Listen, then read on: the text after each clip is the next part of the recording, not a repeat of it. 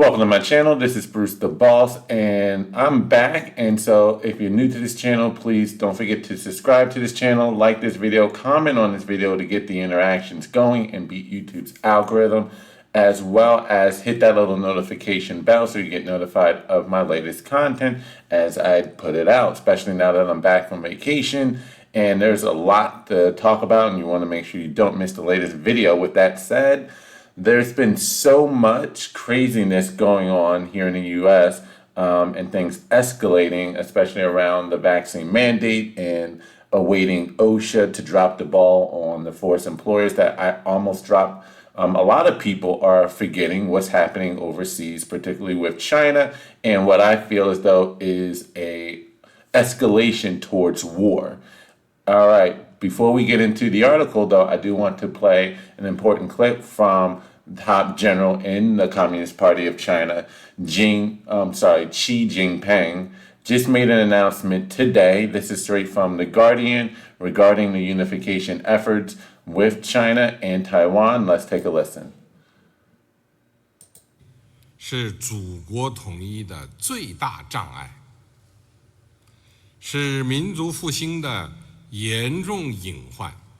以和平方式实现祖国统一，最符合包括台湾同胞在内的中华民族整体利益。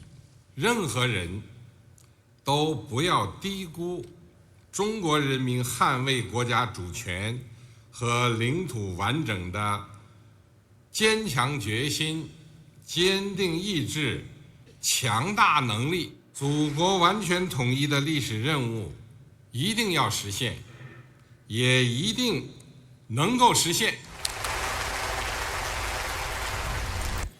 All right, so that was, again, Top General Xi Jinping just today, Saturday, October the 9th, announcing that reunification with the motherland of China, that being Taiwan, is absolutely critical and necessary and will be fulfilled one way or another. Problem is, the people of Taiwan don't recognize the Communist Party of China as their leader and or legitimate Chinese government. They believe themselves to be the legitimate government.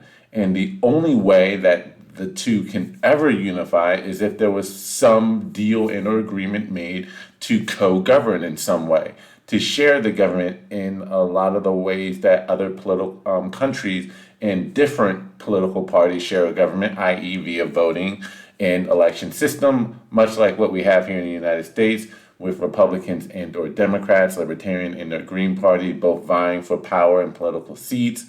That's the only way that that would happen, is if there was some form of fair representation and or control of the government, which is not going to happen. Communist Party of China basically is looking for bending the knee and or submission.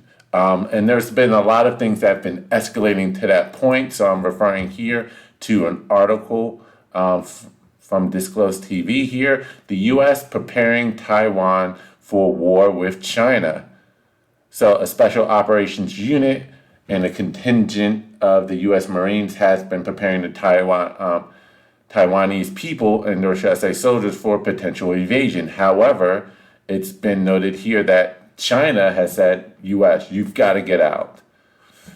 That the U.S. has made severe diplomatic, or must sever diplomatic relations and abrogate its mutual defense treaty with Taiwan, and the U.S. forces must withdraw from China, from Taiwan. They're literally saying, U.S., you better get out now before it's too late. To go on to quote here, the U.S. apparently has made its clear commitment to China. In his phone call with President Xi Jinping, President Biden emphasized that it has no intention to change the one China principle, end quote. So Biden has already bent the knee to Chinese President Xi Jinping. So, and I don't know if that has anything to do with their past business deals and or any present, if not definitely past financial arrangements and or relationships. And our president is therefore compromised and sold Taiwan under the bus and throwing them under the bus, but this does not look good. They're literally telling the US, you better get out now and forget whatever past relations you have. You have the Taiwan's foreign minister warned on Wednesday that an invasion by China could take place as early as 2025. So, okay, it may not be imminent in terms of it could happen next week, it could happen next month, maybe within the next year, but it looks definitely like it could happen within the next couple of years. And this statement is clear that Taiwan is not looking to bend the knee.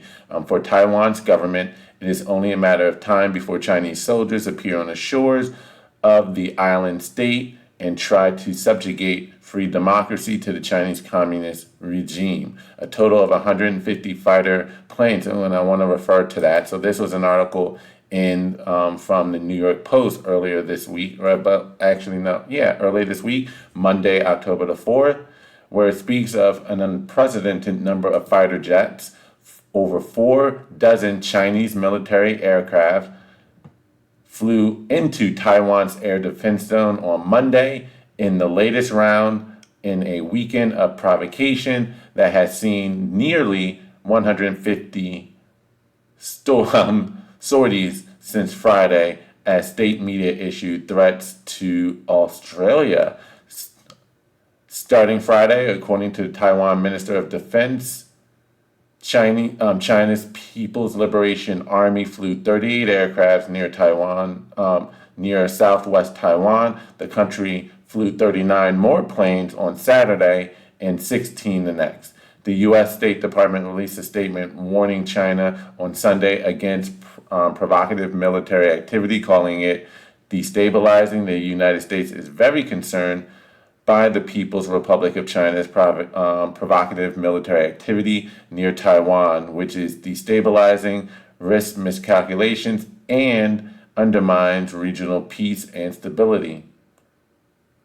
Let me go back to this article here,